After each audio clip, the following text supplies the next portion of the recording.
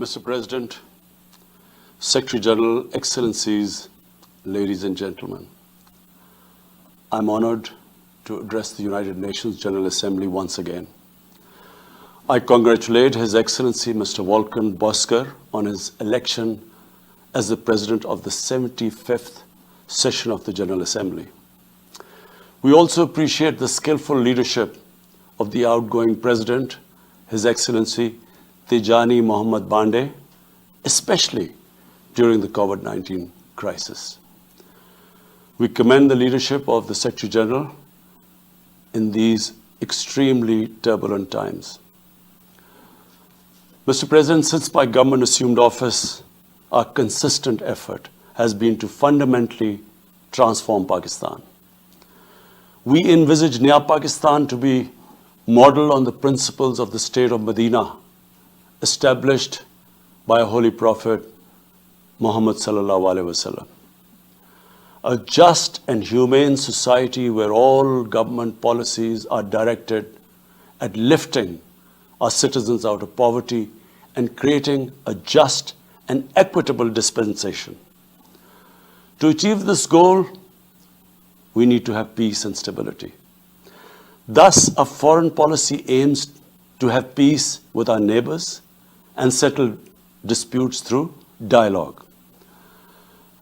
Mr. President, the 75th anniversary of the United Nations is an extremely important milestone, as this is the only body in the world that can help us achieve our goals of peace and stability in our neighborhood. This is also time for us to reflect whether, as the United Nations, we have been able to realize the promise we collectively made to our peoples. Today, the foundations of the world order, non-use of or threat of unilateral force, self-determination of peoples, the sovereign equality and territorial integrity of states, non-interference in their internal affairs, international cooperation, all these ideals are being systematically eroded. International agreements are being flouted and set aside. Renewed great power rivalries are leading to a new arms race. Conflicts are proliferating and intensifying. Military occupation, illegal annexations are suppressing the rights of human beings to self-determination. According to the respected professor Noam Chomsky, mankind is at even a greater risk than it was before the First and Second World Wars in the last century. And this is because of the threat, increased threat of nuclear war, climate change, and sadly the rise of authoritarian regimes. We must come together to prevent such a catastrophe. We believe that the driving force in international relations must be cooperation in accordance with the principles of international law and not confrontation and force. We all must emphatically reaffirm our support for multilateralism. Mr. President, the COVID-19 pandemic has illustrated the oneness of humanity. In our interconnected world, no one is safe unless everyone is safe. Locking down to control the pandemic has triggered the worst recession since the Great Recession in the last century. This has hit the poorest countries the hardest, as well as the poor in all the countries. In Pakistan, we realized very early on that if we imposed a strict lockdown, the type that several affluent countries had imposed, we would have more people dying of hunger than the virus. Therefore, we adopted a policy of smart lockdown. While concentrating on the hotspots, the virus hotspots, we opened up our agriculture sector immediately and then followed it up by the construction sector, which employed most of the people. At the same time, and this is despite financial constraints, my government deployed $8 billion, unprecedented amount for our health services, plus support the poorest and most vulnerable households with direct cash payments through SR's program, and then subsidies to the small businesses. Even though our smart lockdown was heavily criticized in the beginning, but thanks to the Almighty Allah's grace, we have not only managed to control the virus, stabilize our economy, but most importantly, we have been able to protect the poorest segment of the society from the worst fallout of the lockdown. Today, Pakistan's response is cited among the success stories in controlling and responding to the pandemic. However, we are still not out of the woods, like no country is out of the woods today. But Mr. President, it was obvious from the outset that developing countries would need fiscal space to respond to and recover from the COVID crisis. Debt relief is one of the best ways to create that fiscal space for developing countries. Therefore, in early April, I called for a global initiative on debt relief. We appreciate the G20's official debt suspension initiative and the emergency and rapid financing offered by the IMF, World Bank, Asian Development Bank, and UN agencies. This, however, is not going to be enough.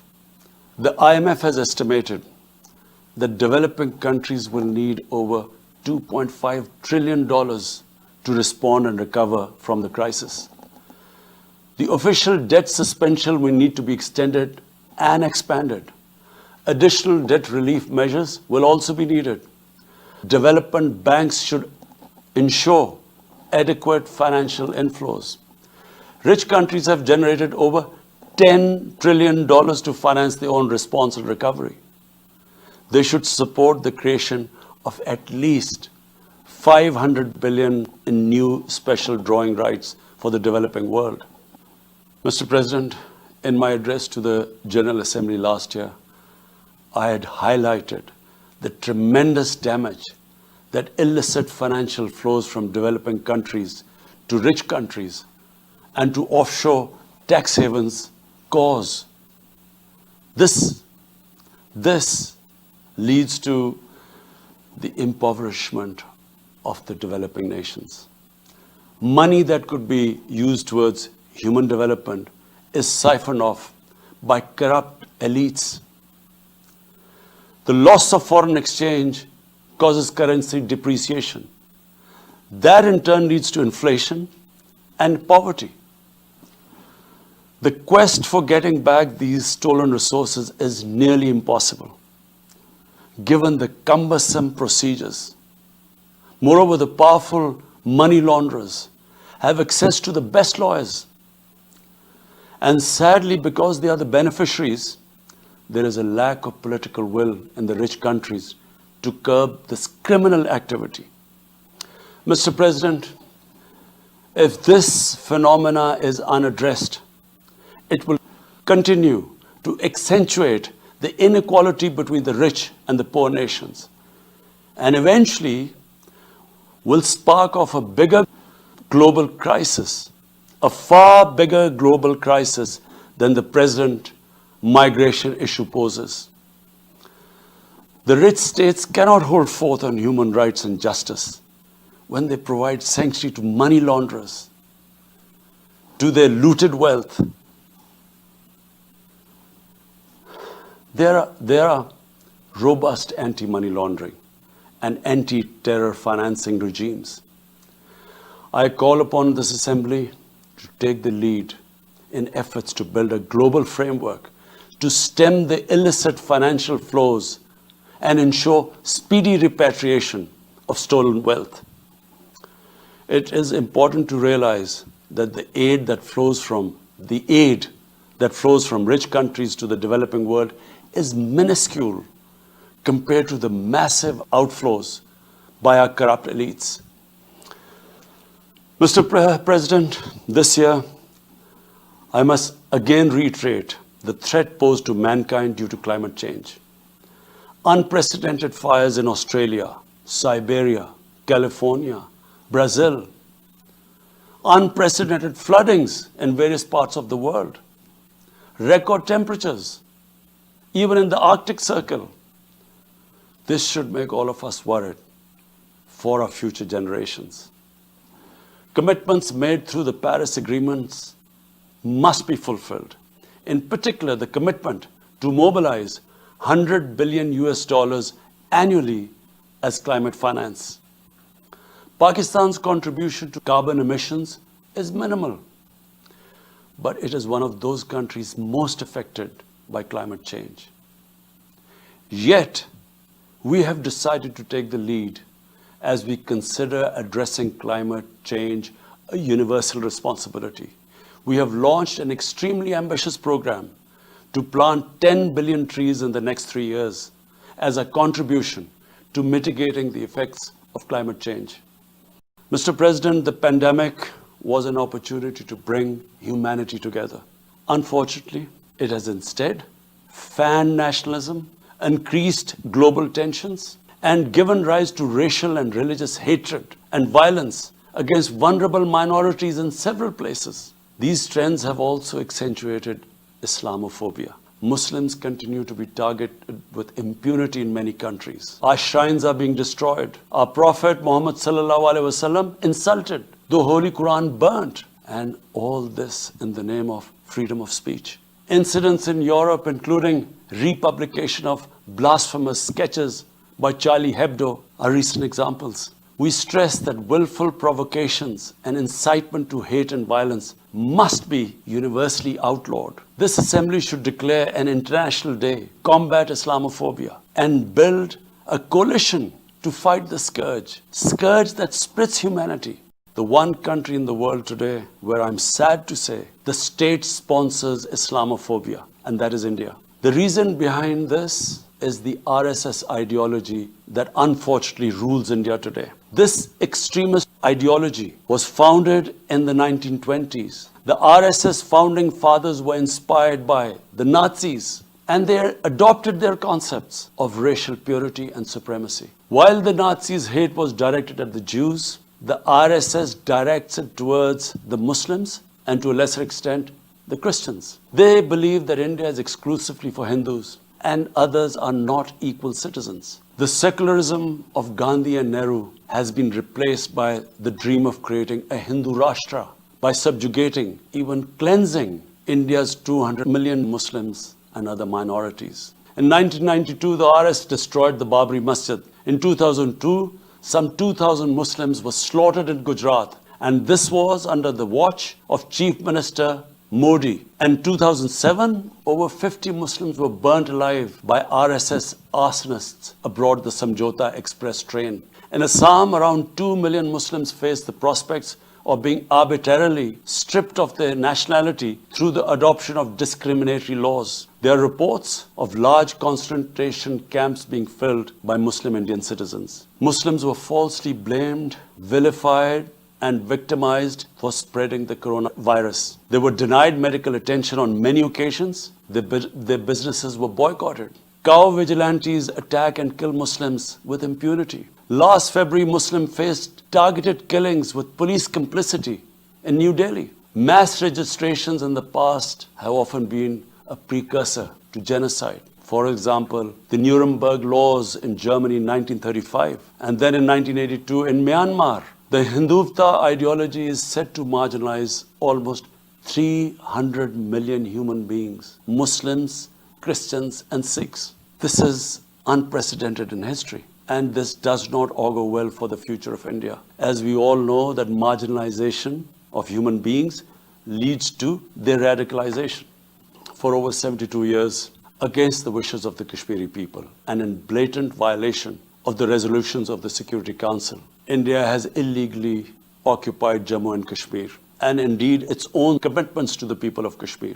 On 5th August last year, India illegally and unilaterally sought to change the status of the occupied territories and deployed additional troops, bringing the total number to 900,000, to impose a military siege on 8 million Kashmiris. All Kashmiri political leaders were incarcerated. About 13,000 Kashmiri youth were abducted and thousands tortured. A complete curfew was imposed. accompanied by a total communications blackout. Indian occupation forces have used brute force, including pellet guns against peaceful protesters, imposed collective punishments, including the destruction of entire neighborhoods, and extrajudicially murdered hundreds of innocent young Kashmiris in fake encounters, refusing even to hand over their bodies for burial. The Kashmiri media and those daring to raise their voice are being systematically harassed and intimidated through the use of draconian laws. All of this is well documented in the reports of the United Nations High Commissioner for Human Rights, communications from the Special Rapporteurs of Human Rights Council, statements from human rights and civil society organizations. The international community must investigate these grave violations and prosecute the Indian civil and military personnel involved in state terrorism and serious crimes against humanity being perpetrated, I'm sad to say, with complete impunity. The objective of this brutal campaign is to impose what the RSS BJP regime has itself called the final solution for Jammu and Kashmir.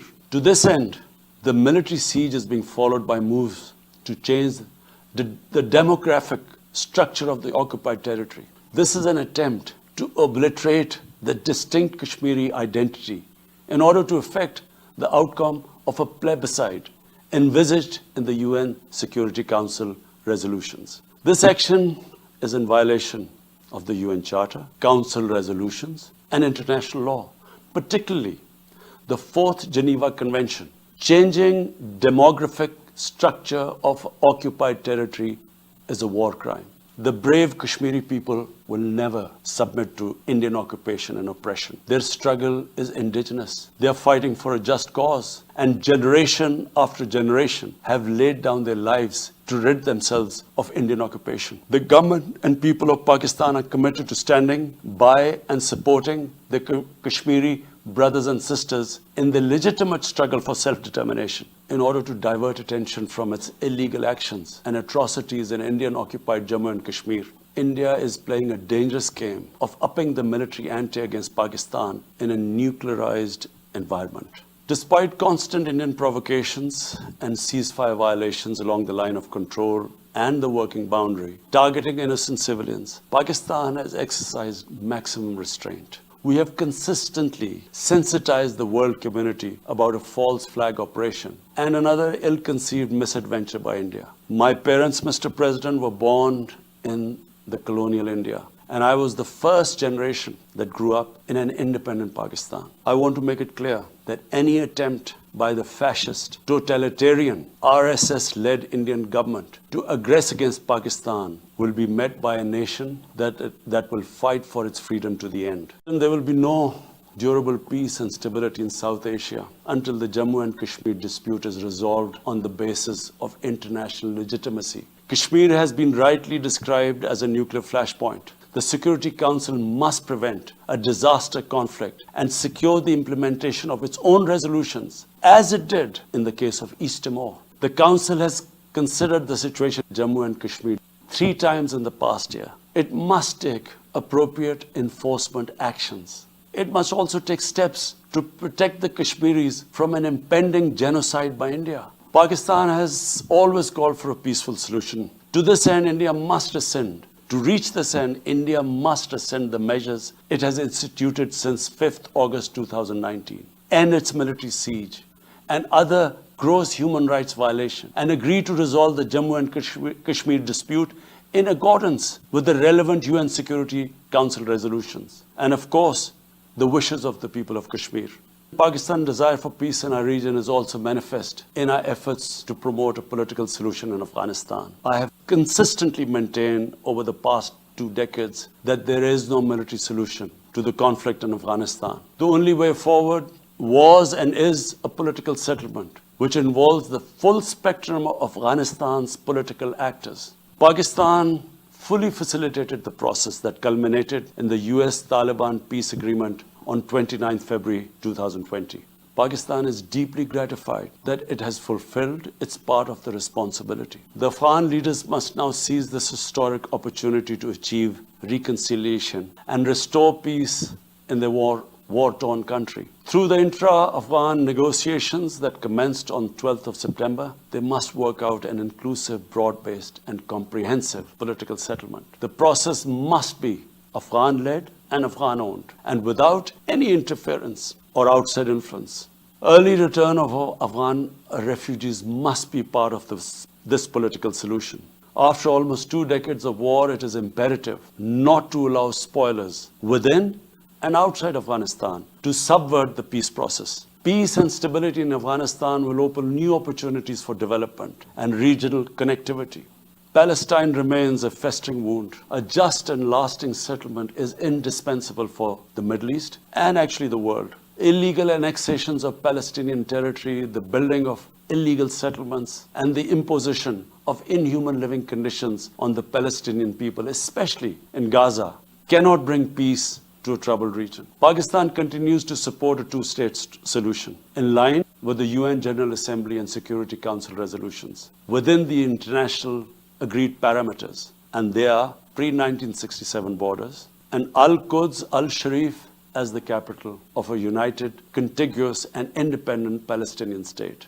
Mr. President, the United Nations remains the best legitimate avenue for collective action in managing international conflicts, fostering peace and security, promoting equitable development and addressing global problems. I urge the Secretary General to take the lead in preventing global conflicts. He should convene summit-level meetings to address regional hotspots and resolve outstanding disputes. The United Nations should be made fully responsive to the challenges of our times. A comprehensive reform of the United Nations, including the Security Council, is essential to promote greater democracy, accountability, transparency, and efficiency. Pakistan will continue to participate actively in this process and endeavor with other member states to build a world where conflict is outlawed and equitable prosperity for all pursued in conditions of peace and security.